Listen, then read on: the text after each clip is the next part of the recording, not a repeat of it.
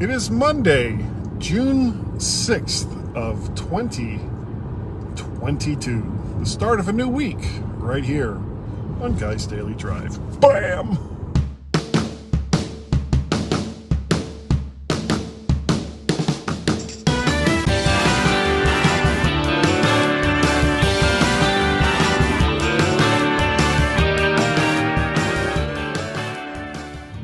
And welcome everyone to Guy's Daily Drive on this really super gorgeous day. Oh my, temperatures are mild. There's not a cloud in the sky. This is like the perfect early summer day. And you don't get too many of these. It's either too hot, or it's unseasonably cold, or there's too many bugs, or pick your poison. Now this weekend,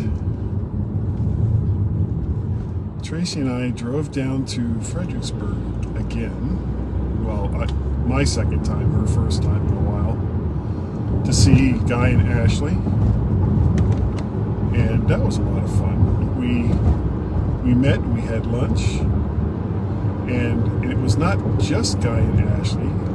Peter had to work because he had all that time off for going down to Florida. But Liza, his significant other, came out, so it was the five of us. So we had lunch, and then we went on, there's a distillery tour, I want to say for, I can't remember the first name, Bowman Bourbons. And they make, besides the Bowman brand of bourbons, they also make Virginia Gentleman, which is a bourbon that I've tried before, as well as some vodka and some gin and some other spirits. I don't touch gin at all. Bad experience with gin, but maybe I'll tell the story of one day if I haven't already. But I don't drink gin, not anymore. And then we went back to that same antique shop where they had like all the tarot cards and all the new age spiritual stuff that Tracy likes. And I didn't realize it, but she'd been there before, so she knew exactly where it was. So I didn't get, wasn't treating her to anything new, which is too bad. I thought maybe I'd really had something. So after that, we just walked around town a little bit. They had like an antique car show going on down in Fredericksburg. Some beautiful, beautiful old cars. This guy had a 70 Volkswagen Beetle, and we talked to him for a while. Was talking about Tracy's Beetle. There was a Dart Swinger, a Dodge Dart Swinger that was essentially very similar to the Plymouth Duster that I had from 1974. And the weird thing was, I saw another Dart Swinger later that had to have been a 73 or a 74, because it had the exact same front end as my Duster did. And it's weird, and you know, car companies still do this, but they at least try not to make it so blatant as they did back in the 70s. I mean, literally, 70s and 80s, they would take just a car and give it like just the bare minimum to make it look somewhat like something else, and then call it something else, and they were good. So like the early 70s Darts were, and those were Dodge products, were essentially the same as the early 70 Plymouth Dusters, and I think there was a Plymouth, not a Plymouth Dart, I think they called it something else, but it was the same car. Same engine, same transmission, basically the same body. And they put like just whoa, I thought that truck was going to tip over. Holy crap. Wow. So not only did that truck, this truck in front of me, you can't see it, not only did he like dart in front of another car, but he went super fast so that he could get around, or that he could get past that car before he got plowed into, and then had to make a super sharp turn and almost tipped the truck over. I mean, it was close. Wow, dude. That was amazing. That was pretty amazing. You don't see things like that every day. Oh my God. So, these cars would basically be exact duplicates of other cars in the line. And one of the worst examples that I can think of was late 80s, early 90s. Or maybe it was a little bit sooner than that, when the Environmental Protection Agency started really getting down on car companies to improve their fleet averages for miles per gallon. And you had a GM product like Cadillac that all they had were these big ass cars. I mean, that was all they had. So what did they do? They took a small Chevy car, the Cavalier, and put like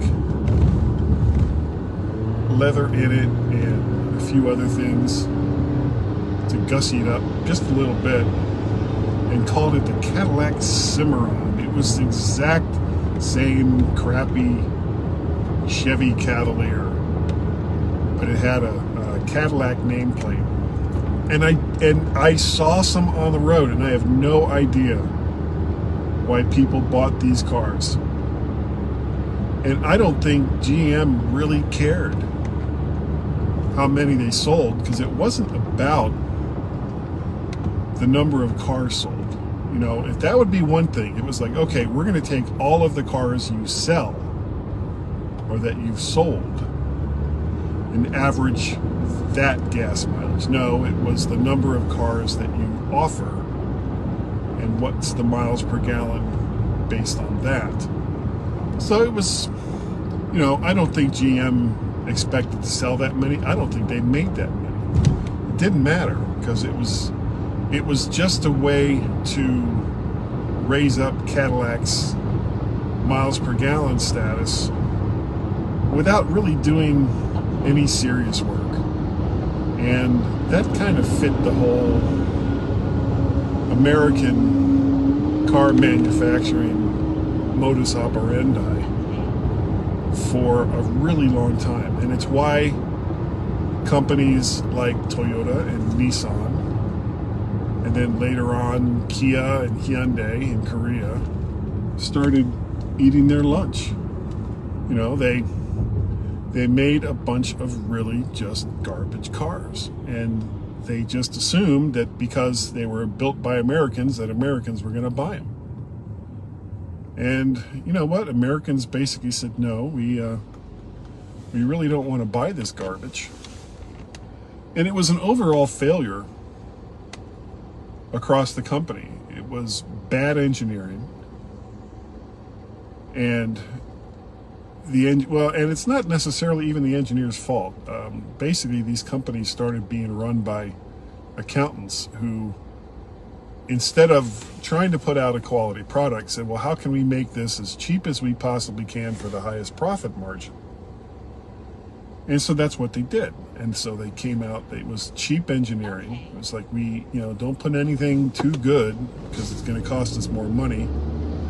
And we can't sell them because we have to keep our profit margins at such a level. So, bad engineering. They had workers who really weren't appreciated, so they didn't really give a crap about what they were making. So bad engineering, bad manufacturing, and poor marketing. I mean, just all the way across the board, it was just bad ideas. It was an industry filled with bad ideas at a time when the industry itself was becoming a lot more competitive. And you can't sell bad products at a high price and expect to keep a profit and keep manufacturing at the level that you had before. So that's what happened. Cars weren't selling. They had these huge overruns of cars that nobody wanted to buy. So they started closing manufacturing plants, which didn't help the morale of the people that were left. So build quality got even worse, engineering got even worse, and it was this downward spiral that really just didn't recover, at least not to the same level that it was before.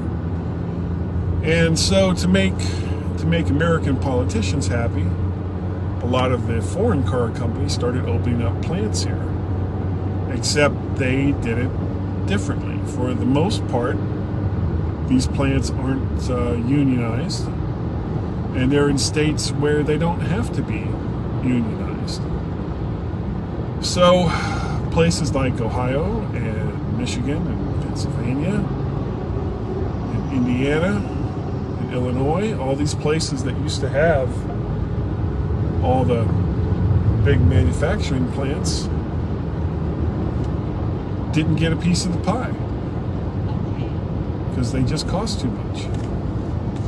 And it's a shame, because American workers are just as good as workers from anywhere else. I think I've got a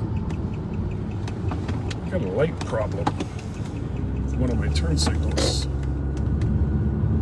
Hell, it's weird. And I've noticed it's not just foreign cars. American cars do this too. If one of your lights goes out, when you go to use your turn signal, it flashes really, really fast instead of the normal flash to let you know that there's a light out. And it's a nice touch, don't get me wrong.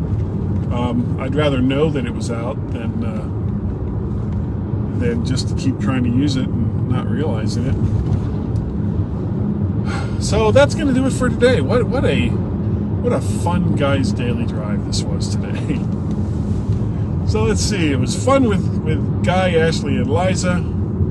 Oh, almost forgot. Peter came over last night after he got off work.